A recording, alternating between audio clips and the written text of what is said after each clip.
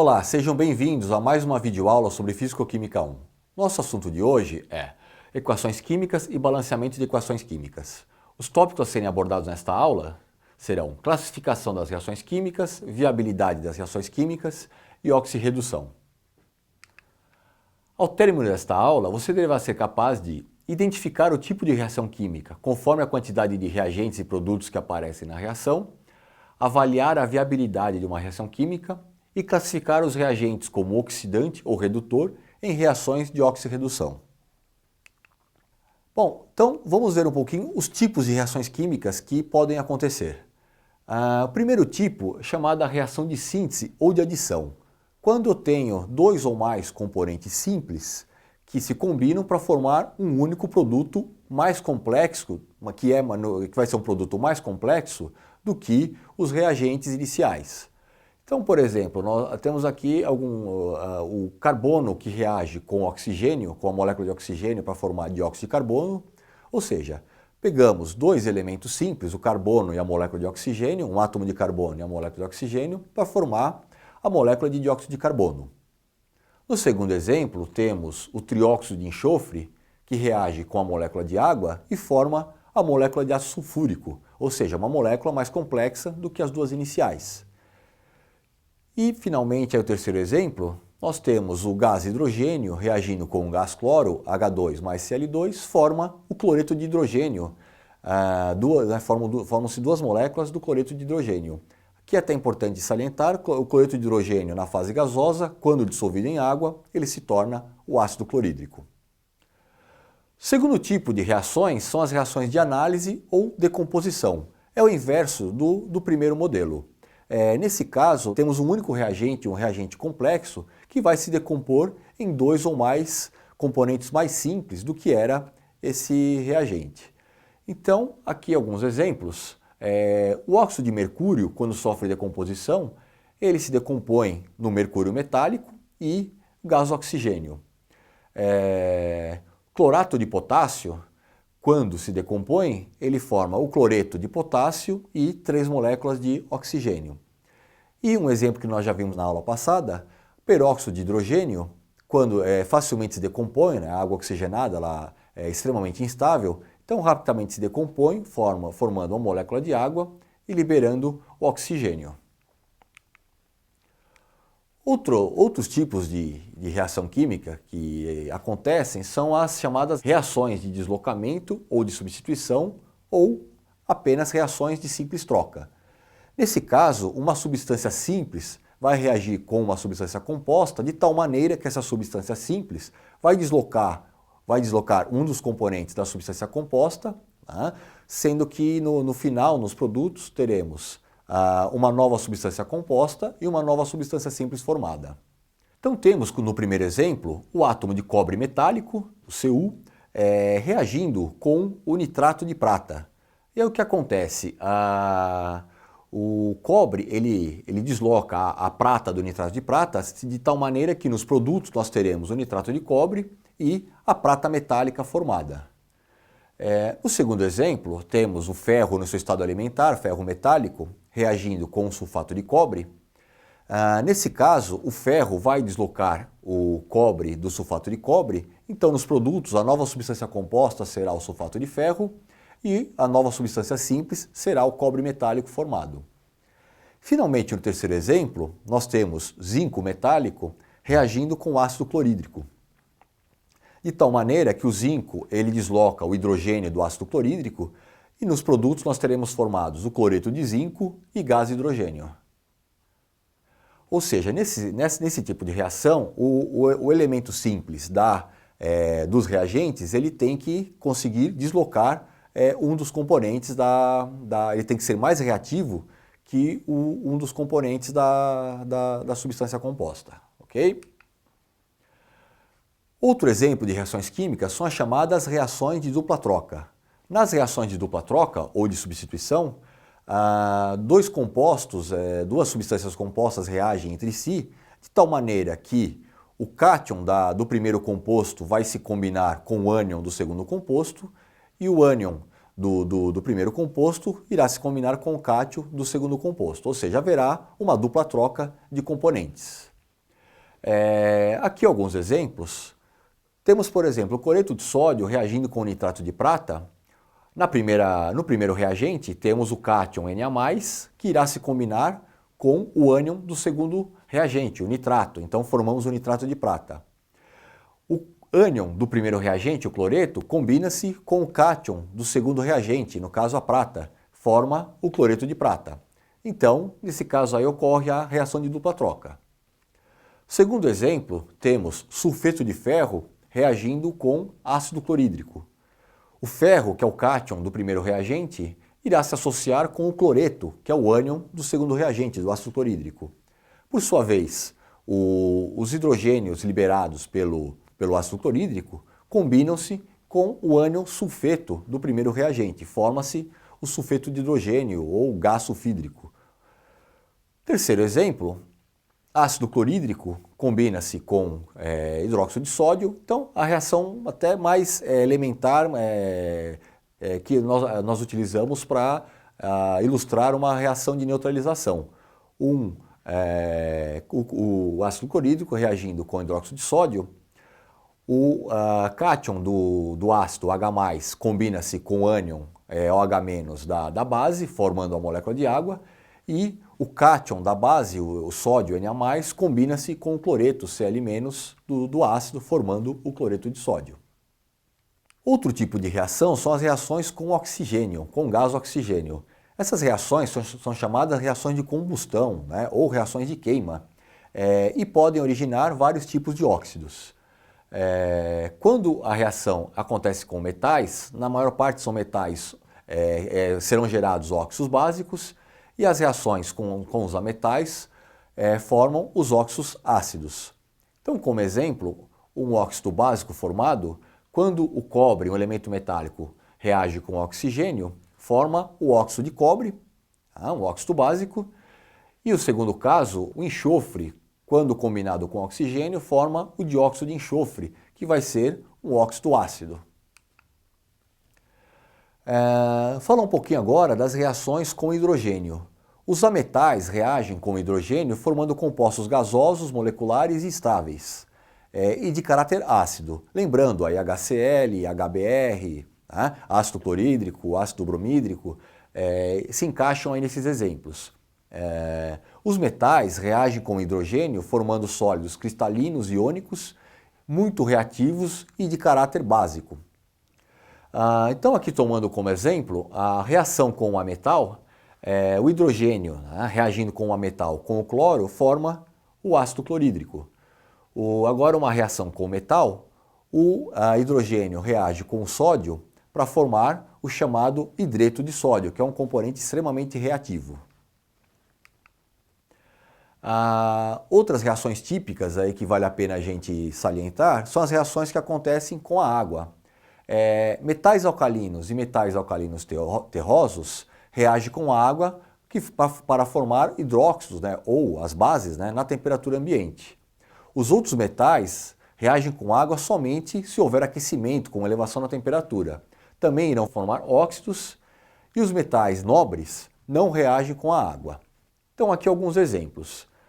Um metal alcalino, ou seja, metal localizado na coluna 1A da tabela periódica, então, o sódio reagindo com a água vai formar hidróxido de sódio e liberar hidrogênio. Pegando o cálcio, que é um metal alcalino terroso, na reação dele com a água, forma o hidróxido de cálcio, ou seja, uma base. E um metal comum qualquer, o zinco, que não é nem alcalino nem alcalino terroso, o zinco reagindo com a água forma o óxido de zinco e libera hidrogênio. Vamos conversar um pouquinho agora sobre a viabilidade das reações químicas. O que seria a viabilidade? Se a reação química pode acontecer ou não. Então vamos verificar quais são as condições importantes para a reação química acontecer, ela ser viabilizada. Então, primeiro, o estado físico é importante analisar. Uma reação química em fase gasosa acontece mais fácil do que uma reação química em fase líquida, que por sua vez acontece mais rapidamente, mais fácil do que uma reação em fase sólida. Uma segunda regrinha importante, os reagentes devem possuir afinidade química. Isso parece meio óbvio, mas é importante que os reagentes queiram reagir entre si têm uma afinidade química, né? Um tem a carga positiva, outro negativa, por exemplo. Eles têm que ter afinidade química para a reação química acontecer. E um terceiro item muito importante, os reagentes devem estar em contato íntimo. Quando a gente diz contato íntimo, eles têm que estar muito bem misturados. Por isso, justamente por esse motivo, que as reações em fase gasosa acontecem mais rapidamente do que as em fase líquida e as líquidas acontecem mais rapidamente do que as em fase sólida. Quando os componentes estão extremamente bem misturados, como no caso da fase gasosa, eles se encontram mais facilmente e reagem mais facilmente. Vamos falar um pouquinho agora sobre as reações químicas de oxirredução. Os metais, nós já vimos em aulas anteriores que eles têm uma grande tendência a perder elétrons, tá? E formar cátions. Então, nas reações de oxirredução, nós costumamos dizer que os metais perdem elétrons e sofrem oxidação. Por esse motivo, são os agentes redutores desse tipo de reação química. Existe uma tabelinha que seleciona para a gente os metais pela sua ordem de reatividade. Então, olhando aqui para o nosso exemplo, podemos verificar que a reatividade dos metais aumenta da direita para a esquerda. Lá na direita, o primeiro elemento, o AU, é o ouro, ou seja, um metal extremamente estável, de baixíssima reatividade. Por isso, é considerado um metal altamente nobre. Na sequência, temos platina, paládio, prata, ou seja, todos os metais nobres que têm baixa reatividade. Dentro de todos esses metais, temos o hidrogênio, que é tomado como o elemento padrão dessa tabela. Então, à direita, nós temos os metais mais nobres que o hidrogênio, e à esquerda do hidrogênio, os metais menos nobres do que o hidrogênio. Então, quanto mais à esquerda tiver o metal, mais reativo ele é, mais facilmente ele se oxida. Tá? E, por outro lado, numa reação de oxirredução, nós teremos os componentes que irão sofrer a redução, que são os chamados agentes oxidantes. Então, é importante sempre ter em mente essa regrinha. Os componentes que sofrem oxidação são os agentes redutores do processo. Os componentes que sofrem redução são os agentes oxidantes. Os ametais, eles têm uma tendência muito grande em ganhar elétrons, de acordo com a sua eletronegatividade. Então, também no nosso esqueminha, se nós olharmos da direita para a esquerda, a setinha crescendo, o flúor é o elemento mais eletronegativo, que tem maior reatividade, depois dele o oxigênio, tá? E assim por diante. Então, quanto mais à esquerda tiver o ametal, mais eletronegativo ele é, maior reatividade ele tem. Então aqui vamos analisar alguns exemplos de reações de oxirredução. Um primeiro exemplo aqui, o magnésio, o metal, no seu estado elementar, né, com carga elétrica zero. Quando colocado para reagir com sulfato de mercúrio, como o mercúrio é um metal mais nobre do que o magnésio acaba sofrendo a oxidação, ele passa do seu estado elementar de carga elétrica zero para uma carga elétrica mais 2 para formar o sal, sulfato e magnésio, e o mercúrio, que tinha uma carga mais 2 quando combinado com o sulfato, ao participar dessa reação, ele sofre a redução, ele recebe 2 elétrons provenientes do magnésio, que o magnésio cedeu, e passa a estar no seu estado metálico. Então, no segundo exemplo, nós temos ferro metálico que irá reagir com o cloreto de cobre. Nesse caso, o cobre está no seu estado oxidado, com uma valência mais 2, ou seja, é o cátion de cobre. O ferro, se olharmos na tabelinha de reatividade dos metais, ele é muito mais reativo do que o cobre. Então, o que acontece nesse caso? O ferro metálico sofre oxidação, passa para o seu estado de cátion, com valência mais 2, e ele desloca o cobre lá do cloreto de cobre, formando o cloreto de ferro, e o cobre sofre a redução, vai para o seu estado elementar, cobre metálico. Então, olhando para o lado dos produtos, nós teremos o ferro oxidado com a valência mais 2 e o cobre com a valência 0 no seu estado elementar. Já o terceiro exemplo, nós temos a prata colocada para reagir com o nitrato de alumínio. Neste caso, não vai acontecer a reação química. Por quê? Porque a prata, um metal estável, está no seu estado elementar, ela é mais estável que o alumínio. O alumínio ele tem uma tendência maior a reagir e ficar no seu estado oxidado, ou seja, com a sua valência como no seu estado positivo, ou seja, como cátion. Então, nesse caso, a prata ela não desloca o alumínio da reação porque ela é mais estável, ela fica no seu estado metálico mais nobre. Okay? Vamos verificar um pouquinho agora as reações de metais com ácidos. Então, no primeiro exemplo, o zinco é um metal altamente reativo. Quando ele é posto em contato com o ácido clorídrico, ele é mais reativo do que o átomo de hidrogênio. Então, ele desloca o átomo de hidrogênio, formando o cloreto de zinco, e o hidrogênio, os íons H+ liberados, acabam formando o gás hidrogênio.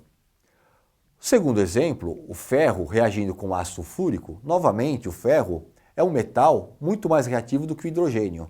Então, ele desloca os íons H+ do ácido sulfúrico para formar o sulfato ferroso e também, nesse caso, forma-se o gás hidrogênio que é liberado na reação. Já no terceiro exemplo, temos um metal altamente nobre, que é o ouro.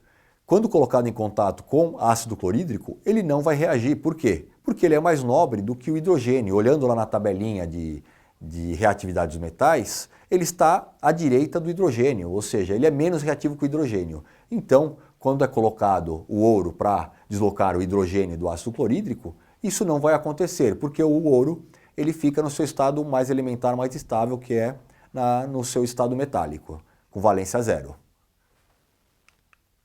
Temos as reações químicas de dupla troca, onde não acontece a oxirredução. Quando que essas reações acontecem? Quando que elas são viáveis? Quando um dos produtos formados é menos solúvel que um dos reagentes. Então aqui temos dois exemplos.